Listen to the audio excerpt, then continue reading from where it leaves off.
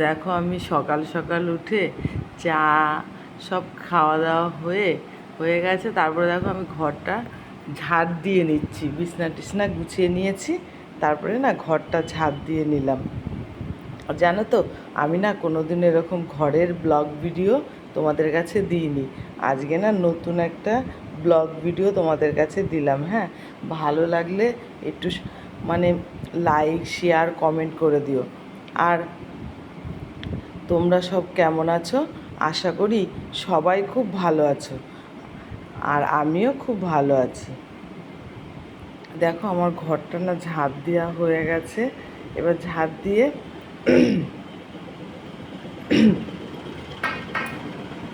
তারপরে না, জানো তো,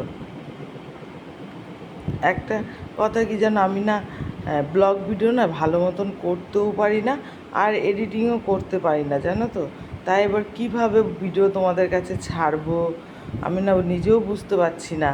তা হচ্ছে আগে কোথাও একটু এদিক ওদিক গেলে পরে তখন তোমাদের কাছে ভিডিওটা ছাড়তাম, জানো তো। আর এখন না একদমই এই বড় ভিডিওগুলো ছাড়া হচ্ছে না। তারপরে বড় ভিডিও ছাড়া হচ্ছে না, তাই ভাবলাম আজকে একটা এই ছোট্ট একটা 4 মিনিটের ভিডিও, তোমরা কিন্তু কেউ স্কিপ করবে না, হ্যাঁ, সবাই দেখবে। দেখো আমি হচ্ছে বেসিনটা পরিষ্কার করে নিলাম। এখন পরিষ্কার করে এ দেখো এখন ডাইনিং টেবিলটা পরিষ্কার করে নিচ্ছি। একটু সুন্দর করে সকাল সকাল পরিষ্কার না করলে ভালো লাগে না, জানো তো। ওই জলের ফিল্টারটাও একটু পরিষ্কার করে নিলাম। আর ঘরের জিনিসপত্র নোংরা থাকলে কেমন লাগে না, এই জন্য একটু একটু পরিষ্কার করে নিচ্ছি সব কিছু। ওই ব্রাশ রাখারটাও একটু পরিষ্কার করে নিলাম। এখন দেখো আমি এই ডাইনিং টেবিলটা পরিষ্কার করে নিয়েছি, নেওয়ার পরে চেয়ারগুলো একটু পরিষ্কার করে নিচ্ছি। এই যে চেয়ারগুলো পরিষ্কার করে নিচ্ছি একটু, দেখো। এই যে সব কটা চেয়ার পরিষ্কার করা হয়ে গেছে। আর একটা চেয়ার ছিল, সেটা না করতে পারলাম না।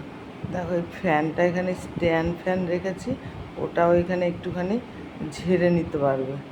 ঝেড়ে নিলে পরে একটু নোংরাগুলো মানে পড়ে গেলে হচ্ছে চোখে মুখে আর নোংরাগুলো আসে না, বুঝেছো। তা তোমরা দেখো ভিডিওগুলো, ভালো লাগবে। এই দেখো আমি রান্নাঘরে চলে এসেছি। রান্নাঘরে এসে এই যে রান্নাঘরে এসে আমি মনে ছোলাগুলো নাবাচ্ছি। সব ছোলা বাদাম সে করেছিলাম, জলে ভিজিয়ে দিয়েছিলাম, সেটাকে ওই নাবিয়ে রেখে দিলাম। আর না আমার রান্নাঘরের ওই জানলাটা মানে ওই বাইরের থেকে রোদটা খুব আসে। আর এদিক থেকে যদি ক্যামেরাটা করি না, মানে ক্যামেরাটা রাখি মোবাইলটা, তাহলে আলোটা কেমন হয়ে যায় জানো তো। এই জন্য তোমাদেরকে ভালো করে না দেখাতে পারবো না। মাছের মাথা নাবিয়েছি, মাছের মাথা দিয়ে আজকে পুঁই শাক রান্না করবো, জানো তো।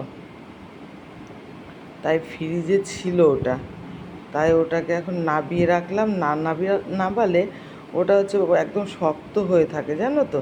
তাই এখন ওটা নাবিয়ে রেখে দেখো বাসনগুলো মেজে নিচ্ছি।